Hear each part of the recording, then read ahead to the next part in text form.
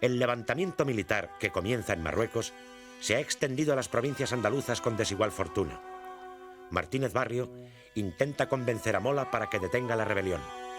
Mola se muestra inflexible.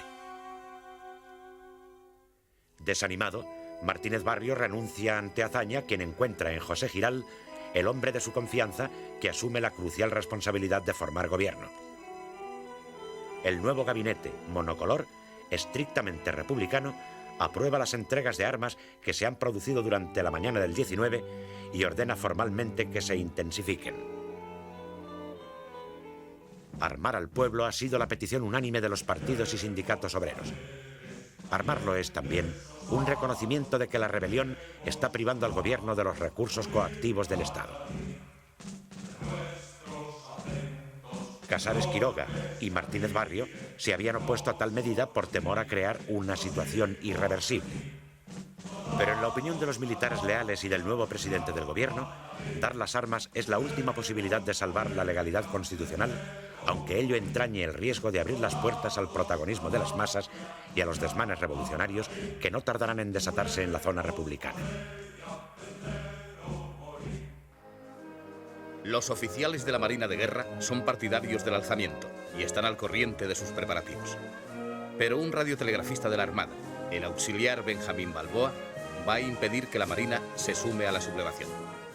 Estando de servicio el 18 de julio en el Centro de Comunicaciones Navales de Madrid, capta el primer saludo de Franco al Ejército de África. El mensaje solicita retransmisión a través de la vía oficial a los diversos mandos militares peninsulares.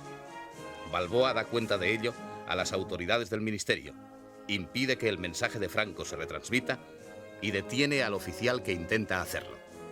Entra en contacto con los radiotelegrafistas de la escuadra, en general adictos a la República, y consigue que la mayoría de los barcos y de las bases navales se mantengan en contacto permanente con el gobierno y obedezcan sus instrucciones. Balboa y sus compañeros evitan que la rebelión militar incline las unidades navales en contra de la República. Frente a Melilla están concentrados en la mañana del 18 de julio los destructores Sánchez Barcaiztegui, Lepanto y Almirante Valdés. Captan la proclama de Franco incitando a la rebelión y asimismo la orden de Madrid de abrir fuego sobre los centros militares de la ciudad. No cumplen ninguna de las dos. En el Sánchez Barcaiztegui y en el Almirante Valdés, la marinería se hace con el control y arresta a los mandos.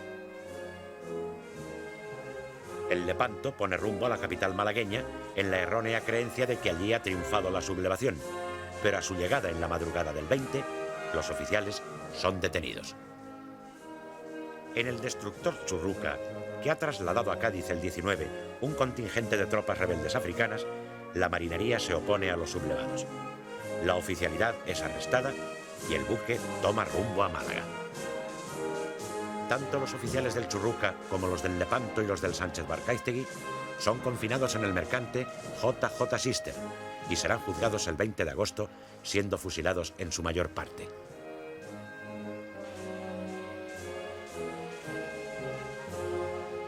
La flotilla de submarinos, desplegada en la costa de África y la península, vigilan especialmente la zona del Estrecho y de Melilla. Su jefe procura, mientras mantiene el mando, que los sublevados conozcan en todo momento la posición de los sumergibles hasta que los amotinamientos ocurridos a partir del día 20 desembocan en la detención de la oficialidad.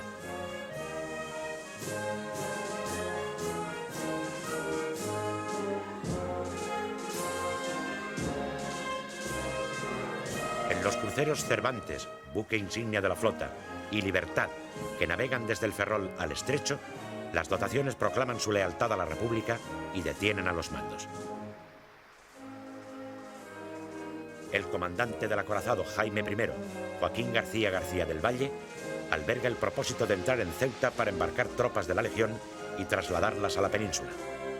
Pero el día 20, a la altura del Cabo Mondego, la marinería se amotina adueñándose del buque. En el choque mueren 2 oficiales y son heridos varios más.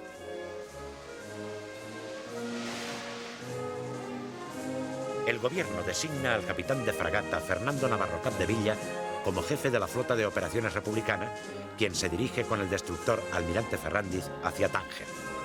De este modo, el día 21 se halla concentrado en este puerto el grueso de la fuerza naval republicana.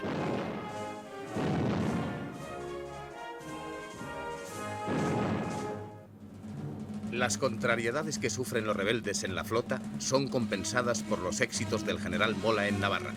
El comandante de la Guardia Civil, José Rodríguez Medel, se opone a la sublevación. Sus propios guardias le asesinan, poniéndose después a las órdenes de Mola. Tal y como está previsto, a las 6 de la mañana del 19, una compañía del batallón de montaña con banda de música proclama el estado de guerra y da lectura al bando correspondiente que se fija en las esquinas. La multitud empieza a congregarse en la plaza del castillo. La rebelión se extiende con rapidez por toda Navarra. Es la única región donde, inmediata y espontáneamente, grandes masas populares, en su mayoría carlistas, se unen a quienes se levantan en armas. El recuerdo de las guerras carlistas todavía entusiasma a los requetés, que acuden por miles a luchar contra la República. En algún caso, miembros de una misma familia, que representan a 3 generaciones, se encuadran en la misma unidad.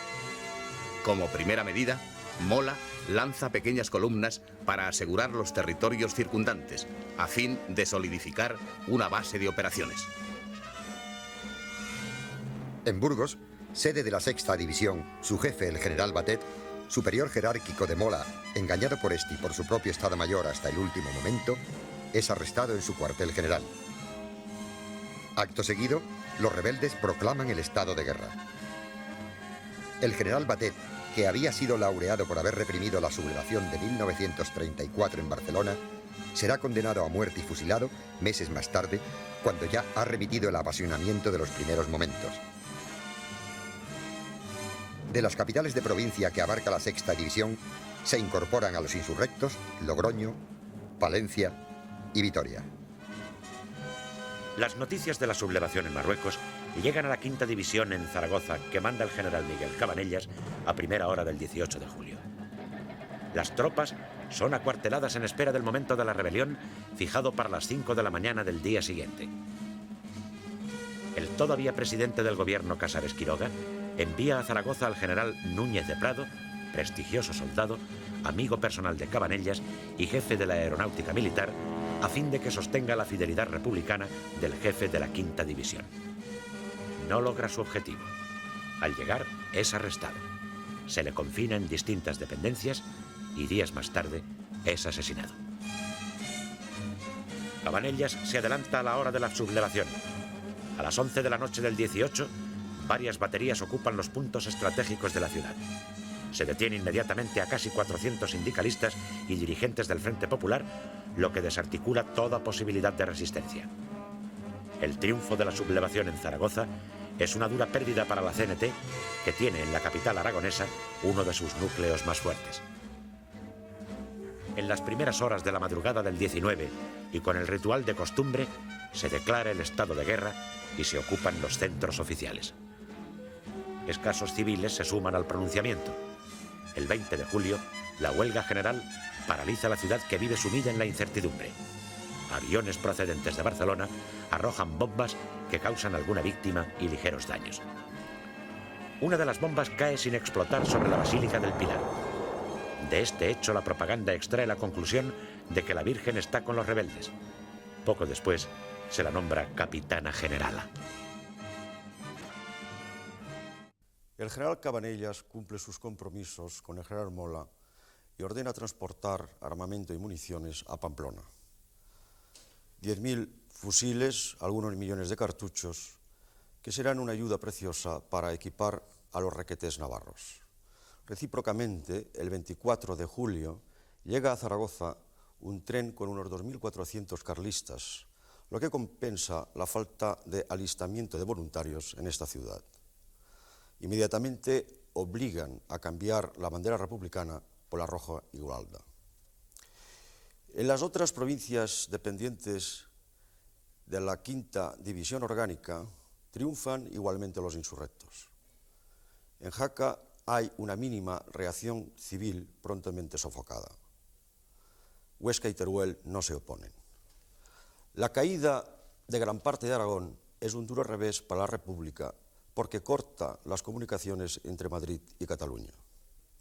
La rebelión se extiende con éxito hacia el oeste, como una gran mancha de aceite, configurando en los próximos días una amplia zona bajo el mando del general Mola. Para sublevar la guarnición de Valladolid, Mola ha designado al general de división Andrés Ayguet, quien, acompañado por el general de brigada Miguel Ponte, se presenta en la plaza el día 18. Ninguno de ellos tiene en tales momentos mando de tropas. El general Nicolás Molero, jefe de la división, recibe la visita de los sediciosos, quienes le sugieren una fórmula transaccional de entrega del mando. Molero pide tiempo para reflexionar. Solo cuenta con sus ayudantes, los comandantes Riobó y Liberal. En circunstancias todavía no esclarecidas, se llega a un tiroteo en el interior del despacho, en el que mueren los dos ayudantes y resulta herido el propio Molero. Saliquet se hace cargo de la división y nombra a Ponte gobernador civil. Molero es encarcelado y años más tarde recobrará la libertad. El depuesto gobernador civil, Luis Lavín, es fusilado en agosto. El estado de guerra se declara en la madrugada del 19 de julio. Con el ejército colaboran estrechamente guardias de seguridad y asalto, la Guardia Civil y los falangistas, cuyo líder, Onésimo Redondo, acaba de salir de la prisión de Ávila. En Valladolid, la represión es muy violenta. Se producen centenares de detenciones. Se llena la cárcel nueva y es preciso habilitar la plaza de toros y las cocheras para albergar a tantos detenidos. Comienzan los paseos y los asesinatos de los elementos de izquierda. En esta sucia tarea corresponde un papel relevante a la Falange, apoyada por la autoridad militar. La intensidad de la represión es tal que la prensa publica un llamamiento pidiendo al público que no acuda a presenciar las ejecuciones. También el general Mola solicita discreción al respecto. La rebelión se impone rápidamente, aunque con menos violencia, en el resto de las plazas de la séptima división: Zamora, Salamanca, Ávila y Segovia. Consecuencia de la sublevación es el triunfo del alzamiento en Cáceres, que pone en manos de Mola una zona limítrofe con Portugal y ofrecerá más adelante la posibilidad de enlace del ejército del norte con las tropas rebeldes que suban desde Sevilla. El alzamiento triunfa completamente en Galicia. Ello trae consigo dos importantes consecuencias para el consolidamiento de los sublevados. En primer término, el control de una comarca muy rica en recursos económicos y demográficos. En segundo lugar, el control de toda la fachada occidental del país, desde Huelva hasta Lugo, sin solución de continuidad. En el plano militar, estratégicamente hablando, el dominio de la importante base del Ferrol, donde se están construyendo precisamente algunas unidades militares, tiene también una gran trascendencia para la causa sublevada. Hasta el 21 de julio, los mandos de esta importante base naval permanecen a la expectativa hasta el tener noticias fidedignas de lo acaecido en el norte de África. El día 21, la sublevación de la Guardia Civil hace entrar la situación por derroteros imprevisibles. El jefe del arsenal, contraalmirante Antonio Azarola, católico acendrado, cuya actitud ha sido pasiva, es juzgado en Consejo de Guerra y condenado a muerte. En La Coruña, como en muchas otras capitales, la rebelión se inicia con la bandera tricolor, el himno de Riego y el grito de ¡Viva la República! El alcalde desaconseja armar al pueblo. El gobernador civil resiste en el edificio del gobierno con varios mandos de la Guardia de Asalto, pero la unión de la Guardia Civil a los rebeldes empeora la situación. La falange local, armada rápidamente y encabezada por el dirigente santanderino Manuel Edilla, resulta de gran ayuda al ejército para acabar con la escasa resistencia. El gobernador, Pérez Carballo, y muchas otras personas que no se unieron a la rebelión son fusilados poco más tarde en Punta Herminia. En Pontevedra, el ejército se mantiene al principio en calma, pero la adhesión de la Guardia Civil a la insurrección decide el triunfo de esta tras una tímida resistencia civil. En Vigo, es una unidad de infantería la que proclama el estado de guerra y responde con fuego a quienes insultan al oficial que la manda. En las afueras de la ciudad aparecen pequeños conatos de resistencia brutalmente reprimidos. Incluso los civiles que se rinden son pasados por las armas. En Orense, el cambio de situación política se desarrolla sin dificultades, al igual que en Santiago de Compostela, donde las autoridades civiles hacen una oposición puramente simbólica. La represión será especialmente severa en Galicia. A pesar de que 3 de ellos solamente han tenido una actitud pasiva, sus 4 gobernadores civiles serán fusilados. Se calcula que hasta fines de diciembre de 1936 el número de represaliados alcanza la cifra de 2.500. Especialmente trágico y doloroso será el caso de doña Juana Capdevila, esposa del gobernador civil de La Coruña. Es acusada, a pesar de encontrarse en estado de buena esperanza, de haberse levantado en armas contra la rebelión, y es asesinada en una cuneta, acribillada a balazos. No es de extrañar que ante estos acontecimientos un gran número de partidarios de la República huyan a las zonas montuosas y allí configuren unas guerrillas que mantendrán una gran y heroica resistencia. La rápida propagación del golpe militar fracasa en Asturias, salvo en Oviedo y Gijón, las 2 únicas ciudades con tropas. El gobernador militar de Oviedo y jefe de la guarnición es el coronel Antonio Aranda, hombre de reconocidas simpatías republicanas. Al llegar las noticias de la sublevación del protectorado, Aranda se reúne con el gobernador civil y con los diputados socialistas Ramón González Peña y Belarmino Tomás. Les convence fácilmente de su lealtad al gobierno. Sugiere que se envíen columnas de mineros para aplastar a los rebeldes en otras ciudades, dado que en Asturias no hay peligro alguno. 2.500 mineros con 200 mosquetones salen de Oviedo por ferrocarril y carretera hacia el sur, con ánimo de llegar a Madrid. Todo ha sido una añagaza para alejar de Oviedo a una potente y bien fogueada fuerza obrera. El 20 de julio, cuando han marchado los mineros, Aranda proclama el estado de guerra a los acordes del himno de Riego. Se ocupa la emisora de radio. Los guardias civiles vencen la resistencia de los de asalto. En la cuenca minera se produce, mientras tanto, una movilización general. Cerca de 3.000 hombres marchan sobre Oviedo totalmente controlada por Aranda. No logran penetrar. La capital quedará aislada en zona republicana hasta que en octubre tropas procedentes de Galicia consiguen abrir un corredor de comunicación. En Gijón, el coronel Antonio Pinilla, jefe del regimiento de infantería, se une a la sublevación cuando conoce el éxito de Aranda en Oviedo. Pero muchos soldados desertan y Pinilla, al ver reducida su fuerza, debe replegarse. La falta de apoyo popular al golpe es evidente en Gijón. La multitud cerca los cuarteles de infantería y zapadores, distantes entre sí unos 300 metros. Los rebeldes aguantarán el asedio varias semanas. El resto del territorio asturiano permanece leal a la República.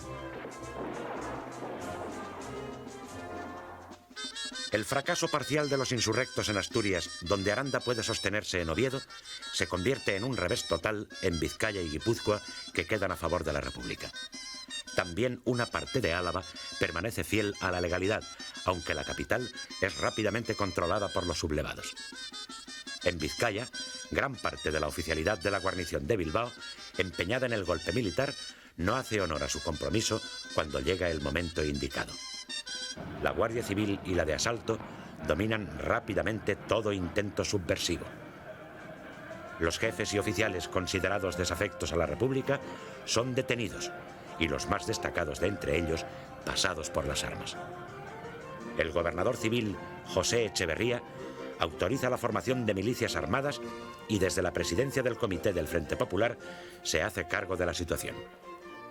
Los nacionalistas vascos, superadas las reticencias de quienes prefieren mantenerse al margen del conflicto, optan por la defensa del régimen republicano. Esperan obtener el Estatuto de Autonomía, a punto de ser aprobado por las Cortes. Lo conseguirán en octubre. Esta decisión tiene trascendencia para el futuro, ya que hace posible la apertura del Frente del Norte con la consiguiente prolongación de la guerra. En San Sebastián, el comandante militar coronel León Carrasco ordena el 18 de julio el acuartelamiento de las tropas y se mantiene a la expectativa sin decidirse claramente. Se sublevan las fuerzas acuarteladas en Loyola y algunos elementos de la Guardia Civil. De los cuarteles de Loyola sale una columna que no llega a penetrar en la ciudad, ya que milicianos procedentes de Éibar se han anticipado, tomando el Gran Casino y la comandancia militar. Los rebeldes son pronto sitiados. La aviación gubernamental bombardea el cuartel del que los soldados desertan continuamente. Y los sublevados se rinden el 28. En Santander la situación está indecisa hasta el día 25. Pero finalmente, sin disparar un solo tiro, la ciudad queda en poder de las fuerzas leales. El norte de España está en poder de la República. Es una franja que se inicia en Gijón, pasa por Santander y continúa por Bilbao hasta la frontera con Francia en Irún. El relativo fracaso de los sublevados en el norte de España se ve compensado por el triunfo en otras regiones. El caso de Baleares es particularmente interesante. El 18 de julio por la mañana llegan a las islas las noticias del alzamiento en Marruecos. El gobernador civil, el escritor Antonio Espina, se pone al habla con el general Godet, comandante general de las Baleares, para preguntarle si el gobierno de la República puede contar con su adhesión. Godet le da palabra de honor de que se mantendrá en favor de la legalidad. Pero en la mañana del día 19 publica un bando que declara el estado de guerra en todas las Baleares y destituye a las autoridades civiles. Horas más tarde, acompañado de su hijo, emprende vuelo en uno de los hidroaviones llegados poco antes para trasladarlo a Barcelona. La orden de huelga general no llega a movilizar a los mallorquines partidarios en diversos pueblos de la legalidad republicana. Sin embargo, el día 20 hay conatos de resistencia, a veces secundados por carabineros, que sofocan rápidamente al ejército. La oposición más importante es la de las fuerzas de la base de Hidros de Pollensa, que pronto será dominada. En Menorca, el día 20, los intentos de rebelión se encuentran con la oposición de los suboficiales apoyados por la tropa. Toman el mando de la isla un brigada de infantería y un auxiliar de marina. Menorca permanece fiel a la legalidad republicana hasta el final de la guerra. En las islas de Ibiza y Formentera, donde solo hay pequeños destacamentos, el alzamiento triunfa inmediatamente. Los sublevados controlan con facilidad las Baleares, con excepción de Menorca. En Mallorca, la isla mayor, comienza la represión inmediatamente y en ella toman parte activa los falangistas. Unas 1.500 personas pertenecientes a partidos y organizaciones del Frente Popular son detenidas. Enseguida se inician los asesinatos. Mallorca se ha convertido en aquellos años en un centro turístico importante. Disfruta de estabilidad política con muy escasa conflictividad social, lo que hace más incomprensible la represión. El escritor católico francés Georges Bernanos deja un impresionante testimonio de su dureza en su obra Los grandes cementerios bajo la luna. El sábado 18 de julio de 1936 es en Barcelona un sábado de verano. Lo único que preocupa a la población es el fin de semana y sus vacaciones. A Barcelona están llegando desde hace días atletas procedentes de toda España y del extranjero para participar en la Olimpiada Popular, manifestación deportiva subvencionada por el Gobierno de la República y la Generalitat, que tendrá como escenario el Estadio de Montjuïc. Esta Olimpiada quiere ser una réplica de los antifascistas del mundo entero a los Juegos Olímpicos que van a celebrarse en Berlín y que el régimen nazi quiere aprovechar como carta propagandística. Se calcula que participarán en la competición 4.000 atletas. La ciudad se dispone a celebrar al día siguiente la inauguración de la Olimpiada Popular por el presidente Lluís Companys. En las jornadas anteriores han circulado noticias inquietantes sobre un posible pronunciamiento castrense que el presidente de la Generalitat ha desmentido. A la vez, se hace pública la clausura de centros y detención de elementos antirrepublicanos. Durante la mañana del sábado 18 de julio, a pesar de la censura de prensa y radio, ha empezado a extenderse con insistencia por la ciudad el rumor de una sublevación militar en Marruecos. La noticia, sin embargo, no interrumpe la vida normal de los ciudadanos. Se cree, en general, que la sublevación, de confirmarse, no pasará de ser un intento fracasado como el del general Sanjurjo en 1932. Al atardecer de ese sábado, el célebre violonchelista Pau Casals ensaya con su orquesta el concierto inaugural de la Olimpiada Popular, que debe tener lugar al día siguiente. Pero el ensayo se interrumpe al llegar la noticia de que la inauguración de la Olimpiada Popular se ha suspendido, porque la sublevación militar se ha extendido a la península. La noche del 18 al 19 es de expectación y preparativos.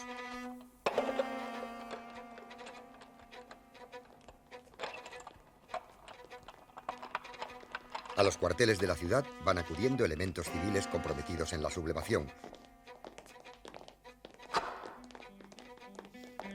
Unos 2 centenares de requetés, falangistas y miembros de Renovación Española.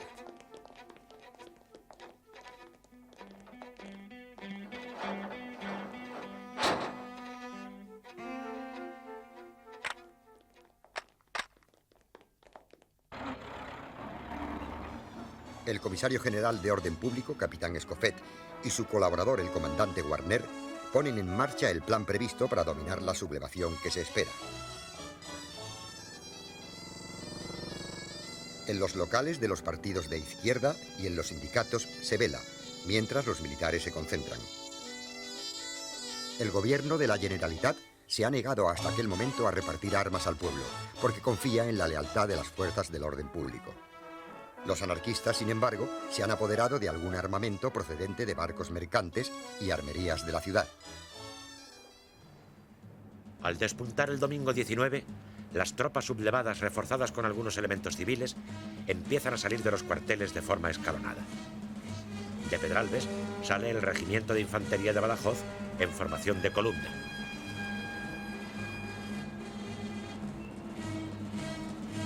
En el cuartel de artillería de Sant Andreu, los elementos civiles concentrados pertenecientes al requeté se han negado a salir a la calle porque el alzamiento se ha hecho al grito de ¡Viva la República!, dado por el capitán Reilen. Quedan en el cuartel para asegurar su defensa. Escofet es informado inmediatamente y pone en marcha su estrategia. Las fuerzas de asalto y de seguridad ocupan los lugares claves de la ciudad. La CNT hace sonar las sirenas de las fábricas y del puerto. Su sonido alerta a los militantes y a toda la ciudad. La sublevación ha empezado en Barcelona.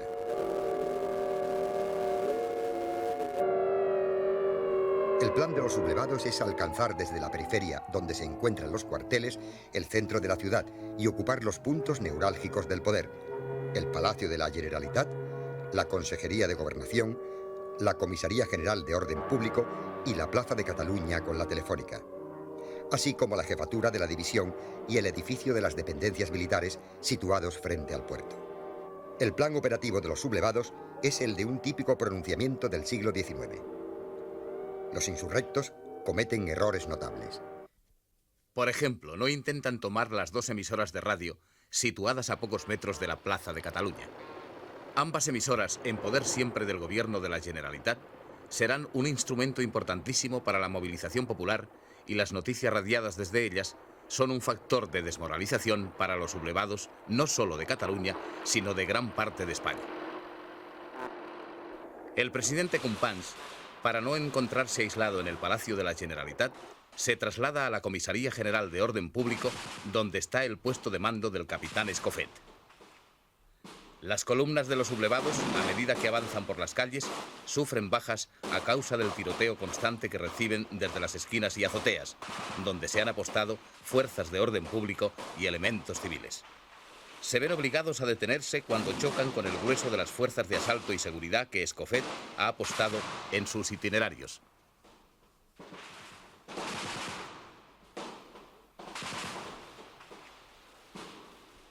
Tienen lugar enfrentamientos importantes en el cruce diagonal Paseo de Gracia. Una parte de la tropa se refugia y se atrinchera en el convento de las Carmelitas de la diagonal Lauria. Otra parte intenta marchar hacia la Comisaría General de Orden Público en Vía Layetana, pero es disgregada cerca del Hotel Ritz, donde algunos sublevados se hacen fuertes. La acción de las fuerzas leales es apoyada por los voluntarios civiles, que se incorporan armados o que van equipándose con las armas tomadas a los rebeldes. Entretanto, las fuerzas de artillería del cuartel de los Docks, que con algunas piezas y ametralladoras avanzan por la avenida Icaria, se ven detenidas por las fuerzas leales parapetadas en los edificios circundantes, y en especial tras una enorme barricada de bobinas de papel construida por los portuarios. El fuego de los guardias de asalto y de numerosos paisanos voluntarios se ceba en los sublevados y derriba a las caballerías que transportan los cañones. El capitán López Varela, uno de los puntales de la rebelión, cae herido. Los guardias de asalto y trabajadores que les apoyan se apoderan de los cañones de la primera batería. El pueblo arrastra en triunfo las piezas por las calles hasta el cuartel de la Guardia de Asalto de la Barceloneta. Esta acción se convierte enseguida en un hecho mítico. En el paralelo, los rebeldes ocupan el local del sindicato de la madera cenetista. Los obreros luchan por recuperarlo y una parte de la tropa cae prisionera. Fuerzas de a pie y a caballo, acompañadas de elementos civiles, llegan a la plaza de la Universidad, que ocupan tras vencer la resistencia de las fuerzas leales y populares. Hacen varios prisioneros, entre ellos el conocido líder sindicalista Ángel Pestaña y Jaime Miravilles. Otros rebeldes toman la plaza de Cataluña. Se hacen fuertes en los edificios del Hotel Colón y el casino militar allí situados. En el centro de la plaza montan algunas armas pesadas para batir la telefónica, pero solo consiguen ocupar la planta baja. Desde las plantas superiores y vías cercanas, como la Rambla, las fuerzas leales continúan hostigando a los sublevados. El comandante López Amor, jefe real de la sublevación, cae prisionero.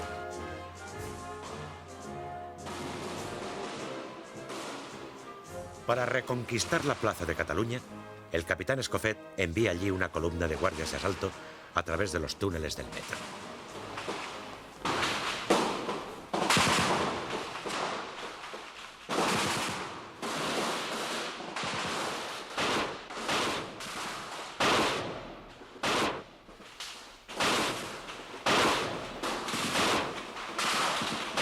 Su aparición sorprende a los sublevados y les obliga a replegarse. La situación general continúa manteniéndose indecisa. El capitán Escofet toma una decisión muy importante: que intervenga la Guardia Civil. Una columna de unos 400 guardias civiles, reforzada por unos 80 soldados de intendencia al mando del coronel Antonio Escobar, sube por la vía Layetana.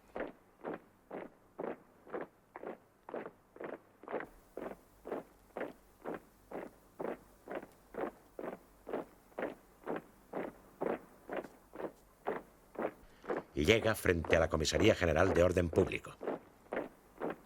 En el balcón se encuentran el presidente Companys, Josep Tarradellas y otras autoridades. Se produce un momento de tensa expectación. ¿Qué hará la Guardia Civil? El coronel Escobar ordena el alto y, volviéndose al balcón, saluda y dice: «A sus órdenes, señor presidente». Después, la columna sigue su marcha. En la plaza de la Universidad, su presencia sorprende a los sublevados. No se atreven a enfrentarse con ella. Recuperada la plaza y liberados los prisioneros, la columna se dirige a la plaza de Cataluña.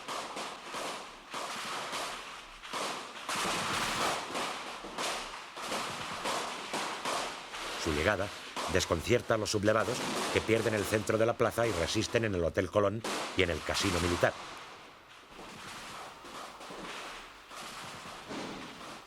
Hacia las 5 de la tarde suenan los últimos disparos en la plaza de Cataluña. Los sublevados se rinden a la Guardia Civil. Unos 200 prisioneros, entre militares y civiles, son conducidos a la Comisaría General de Orden Público.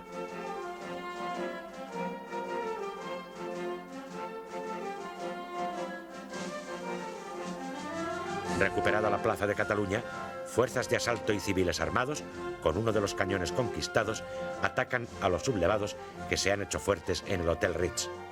Finalmente, también se rinden. En medio del caos y desconcierto de la jornada, un audaz fotógrafo sale a la calle y, arriesgando su vida, acompaña a las fuerzas leales, captando con su cámara instantáneas que darán la vuelta al mundo. Agustín Centelles. Mientras tanto, en el aeródromo del Prat del Llobregat, el jefe de la base de la aviación militar, teniente coronel Felipe Díaz Sandino, y el capitán Alberto Bayo han conseguido imponerse a los oficiales partidarios de la sublevación. Los 4 aparatos Breguet, en condiciones de vuelo, se ponen a disposición del gobierno. Atacan a los sublevados del cuartel de artillería de los Docks y del parque de artillería de la barriada de Sant Andreu del Palomar. Lanzan octavillas informando que los soldados quedan licenciados y sus jefes destituidos. La acción de los aviones, más que sus efectos materiales, es importante por la desmoralización que produce entre los insurrectos al comprobar que el alzamiento no es secundado por todas las fuerzas del ejército. Además, la aparición en el cielo de Barcelona de la aviación da ánimos a quienes combaten a los sublevados. Sin embargo, la base de hidroaviones ha caído en manos de los rebeldes y a ella llega el mismo domingo al mediodía el general Godet en vuelo desde Mallorca. Viene a hacerse cargo del mando porque el general Llano de la Encomienda, máxima autoridad militar en Barcelona, no se ha plegado a los planes de la sublevación. Godet ordena detener al Llano de la Encomienda y le sustituye en el mando de la división. Al darse cuenta de que la situación es muy grave para los rebeldes, Godet intenta recuperar la iniciativa. Da órdenes de que los 4 hidroaviones que han llegado con él desde Mallorca bombardeen el aeródromo del Prat. Pero es imposible. Los pilotos, al ver que la marinería de la aeronáutica se opone a la sublevación, han emprendido vuelo de regreso. Godet pide refuerzos por radio a Palma y a Zaragoza. El general trata de atraer a la Guardia Civil y llama por teléfono al jefe de esta, general Aranguren, quien le contesta: si mañana me fusila usted, habrá fusilado a un general que ha hecho honor a su palabra y a sus juramentos militares. Pero si mañana le fusilamos nosotros, fusilaremos a un general traidor que ha faltado a su palabra y a su honor. En un último intento, Godet pretende que tropas a sus órdenes se apoderen de la Consejería de Gobernación de la Generalitat, pero es imposible. A media tarde, después de haber perdido los insurrectos las plazas de la Universidad y de Cataluña, un río de gente armada pone sitio al mando de la división. El edificio sufre el fuego de 2 cañones tomados en la avenida Icària, de varias ametralladoras y de numerosos fusiles. Se dispara desde lo alto de los edificios circundantes y desde todos los improvisados parapetos que han surgido en los alrededores. Ante la gravedad del momento, el general Godet telefonea a Josep María España, consejero de Gobernación de la Generalitat, y anuncia que aceptará rendirse únicamente a la Guardia Civil. Así se acuerda, y los sublevados izan la bandera blanca. Son hechos prisioneros y Godet es conducido ante el presidente Companys en el Palacio de la Generalitat. Companys dice al general que cuando se juega y se pierde hay que pagar lealmente. Le recuerda que en octubre del 34, siendo presidente de la Generalitat, se entregó para evitar un derramamiento de sangre y sugiere a Godet que aconseje a los rebeldes que se rindan. Godet, dejando sentado que los demás le han abandonado, pero que él no se ha rendido, acepta y pronuncia por radio estas palabras. La suerte me ha sido adversa y yo he quedado prisionero. Por lo tanto, si queréis evitar que continúe el derramamiento de sangre, los soldados que me acompañabais quedáis libres de todo compromiso. A continuación, Companys toma el micrófono y se dirige en catalán a los oyentes diciendo: Ciudadanos, acabáis de escuchar al general Godet, que dirigía la insurrección, pidiendo que se evite el derramamiento de sangre. La insurrección ha sido dominada. Es necesario que todos continuéis a las órdenes del gobierno de la Generalitat y os atengáis a sus consignas. No quiero terminar sin hacer un fervoroso elogio de las fuerzas que con coraje y heroísmo han luchado por la legalidad republicana, ayudando a la autoridad civil. ¡Viva Cataluña! ¡Viva la República!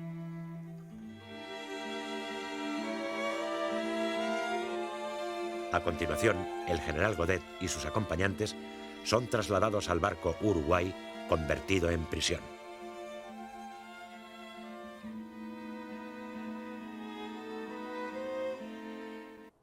Al anochecer del 19 de julio ocurre un hecho que habrá de tener gran trascendencia. Al ver fracasar la insurrección, las fuerzas militares y civiles que defendían los cuarteles y la amaestranza de la barriada de Sant Andreu de Palomar los abandonan. Una gran multitud se apodera de 30.000 fusiles y el restante armamento depositado en el parque. Casi todo este material cae en manos de la CNT, de la FAI y de numerosos incontrolados, quienes contarán así con un equipo superior al de las fuerzas de orden público de la Generalitat. Al terminar el día, la sublevación en Barcelona puede darse por vencida, a pesar de algunos focos de resistencia. En el resto de Cataluña, las guarniciones rebeldes deponen su actitud y van rindiéndose progresivamente. Al amanecer del lunes 20, solo resisten en Barcelona 3 reductos. Las dependencias militares, el antiguo cuartel de las Atarazanas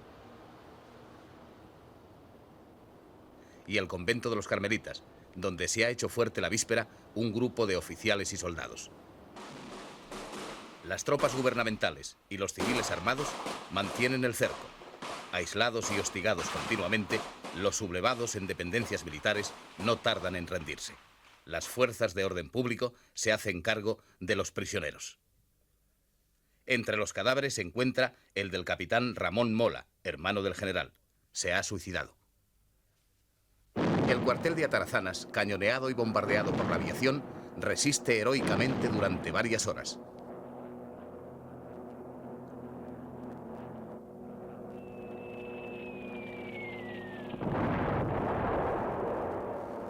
En la dureza de los ataques caen varios dirigentes, entre ellos el anarquista Francisco Ascaso.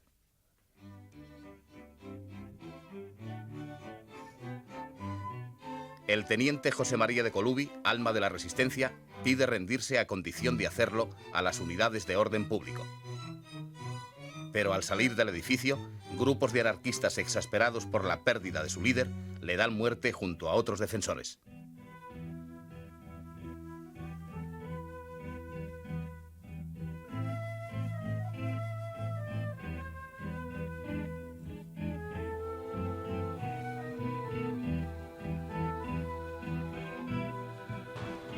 Quienes resisten en los Carmelitas en la mañana del día 20 parlamentan con los sitiadores y exigen entregarse a la Guardia Civil. La Consejería de Gobernación acepta sus condiciones. Mientras los sitiados esperan la llegada de la Guardia Civil, continúa el tiroteo con los asaltantes. Las bajas que sufren los exasperan. Por fin, acude una compañía de guardias civiles al mando del coronel Escobar, ante quien se efectúa la rendición. Pero al salir los prisioneros, una parte de la multitud avanza impetuosamente, arrolla a los guardias civiles y asesina a numerosos oficiales y religiosos.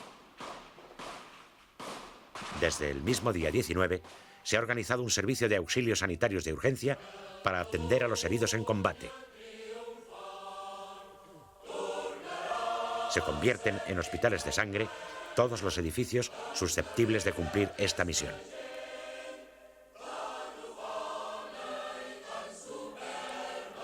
A mediodía del lunes 20, el alzamiento ha sido sofocado en Barcelona, pero inmediatamente van a vivirse las trágicas consecuencias de la sublevación.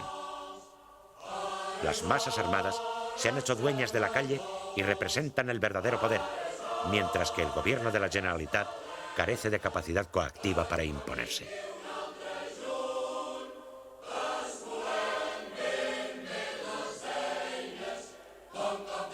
Se avecinan días de fiesta revolucionaria. Coches llenos de pintadas, rebosantes de rostros eufóricos con gorro miliciano y cañones de fusil que asoman por las ventanillas. Barcelona estalla en un mar de banderas rojinegras que se abren como flores calientes de verano.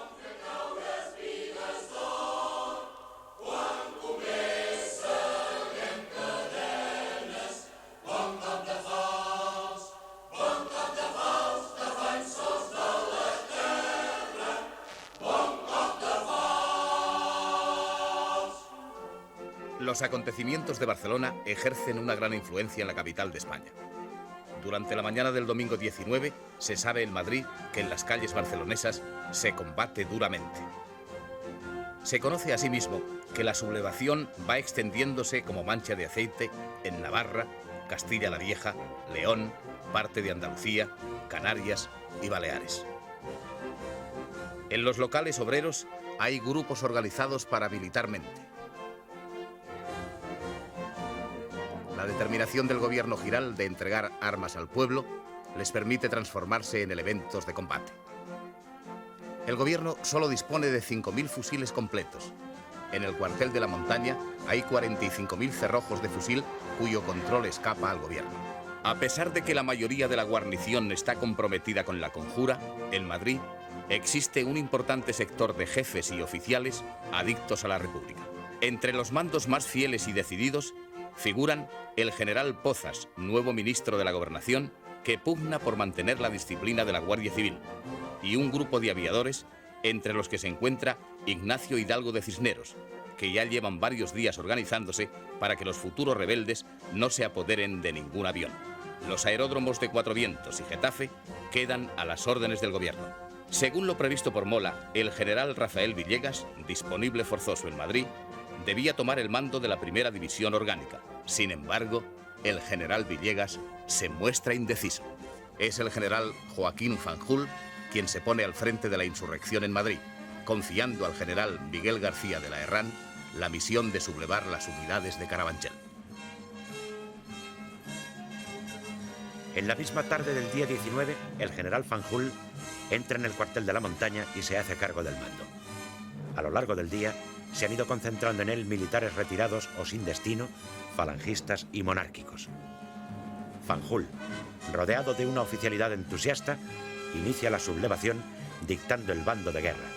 Entre otras cosas dice: el ejército español, dispuesto a salvar a España de la ignominia y dispuesto a que no le sigan gobernando bandas de asesinos y organizaciones internacionales, toma por breve plazo la dirección política de España con el exclusivo objeto de mantener el orden público y el respeto a la propiedad y a las personas.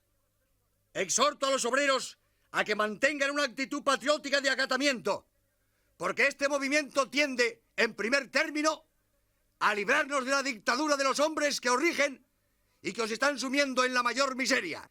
Tened presente, obreros españoles, que el ejército, cuya masa sale de vuestra sangre, no os abandonará en la obra de justicia que hay que realizar. El bando concluye gritando: ¡Viva España! ¡Viva la República! ¡Viva el ejército! El general Fanjul cuenta con 150 jefes y oficiales, unos 1.400 hombres entre soldados y clases, y además los voluntarios que se le han incorporado. Sin embargo, renuncia a cualquier iniciativa y permanece en el interior del acuartelamiento. Su única acción es colocar 2 ametralladoras en la puerta. Cuando se corre por Madrid la noticia de que el cuartel de la montaña está en rebeldía, se produce una movilización espontánea de masas que se dirigen hacia él. Todos van pletóricos de entusiasmo ante las noticias de que en Barcelona se está derrotando a los sediciosos. Una muchedumbre en la que se confunden guardias civiles, soldados, paisanos y guardias de asalto, apoyados por 2 cañones, uno de los cuales llega remolcado por un camión de cerveza, tirotea las fachadas del edificio. En la noche del 19, Dolores Ibárruri habla por la radio desde el Ministerio de la Gobernación en nombre del Partido Comunista. Apela textualmente a todos los trabajadores sin excepción a que ocupen un puesto en el combate para aplastar definitivamente a los enemigos de la República y de las libertades populares. El cuartel, a más baja altura que los edificios circundantes, es dominado desde sus terrazas. Se colocan potentes altavoces por los cuales se dice a los soldados que el gobierno de la República los ha licenciado y que pueden salir y marcharse a sus casas. El entusiasmo popular en los alrededores es enorme. Un avión arroja sobre el cuartel octavillas en las que se insta a la rendición. Se hace fuego de artillería. Poco después, una bomba de aviación cae en el centro del patio. La moral de los asediados se derrumba, aunque Fanjul les dice que una columna de Mola avanza rápidamente hacia Madrid. Los sitiadores envían un emisario para intentar que los sitiados se rindan, pero el coronel Serra, que manda a la tropa, se niega.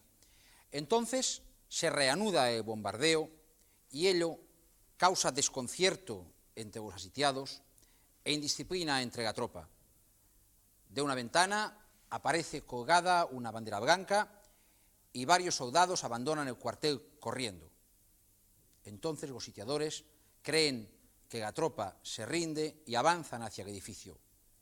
Le reciben varias descargas cerradas y las ametralladoras, instaladas en el interior del cuartel, hacen una masacre, con lo que se excita todavía más la cólera popular.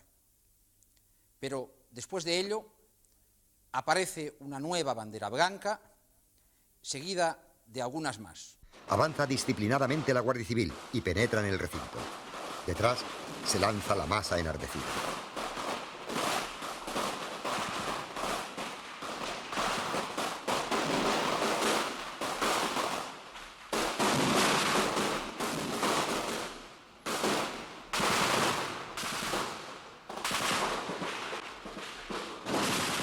A mediodía del lunes 20 de julio, toda oposición ha cesado.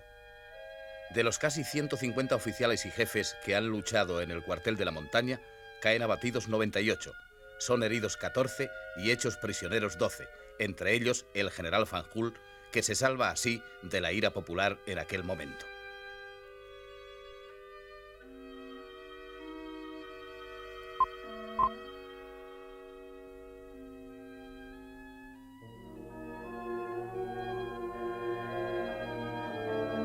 El número total de los que caen víctimas de la furia popular se estima en torno a los 300. Los intentos de sublevación en otros cuarteles de Madrid fracasan.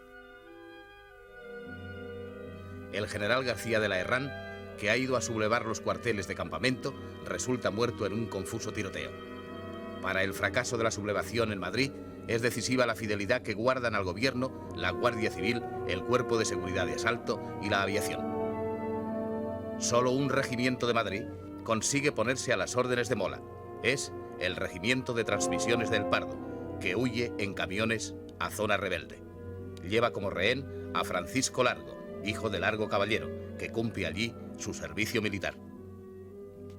Después de la toma del cuartel de la Montaña, la exaltación de la multitud es enorme, convencida de que el triunfo total sobre la rebelión es ya un hecho. Fuerzas diversas compuestas por elementos de la Guardia Civil, asalto, milicias populares y paisanos desfilan en la Puerta del Sol, aclamados por la muchedumbre. Entre ovaciones, una banda de música militar interpreta el himno de Riego ante el Ministerio de la Gobernación, en cuyos balcones ondean las banderas arrebatadas a los sediciosos.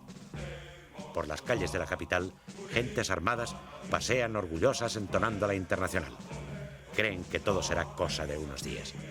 El triunfo provoca una euforia poco acorde con la realidad. Todavía no se piensa que España se encuentra en el umbral de una contienda civil.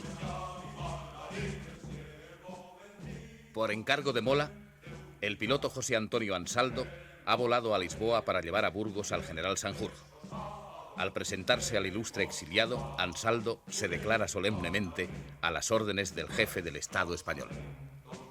El gobierno de Madrid, a través del embajador Claudio Sánchez Albornoz, protesta ante las autoridades portuguesas porque se haya permitido a un piloto rebelde utilizar un aeródromo militar en el país vecino. En consecuencia, Ansaldo ha de trasladar su avioneta a un pequeño campo de aterrizaje en Mariñas. Se fija la fecha del 20 de julio para emprender el viaje a España. Cuando despega la avioneta, no consigue elevarse. Roza las copas de los pinos que rodean el aeródromo, capota y se incendia. Sanjurjo perece carbonizado, mientras Ansaldo sufre tan solo algunas heridas.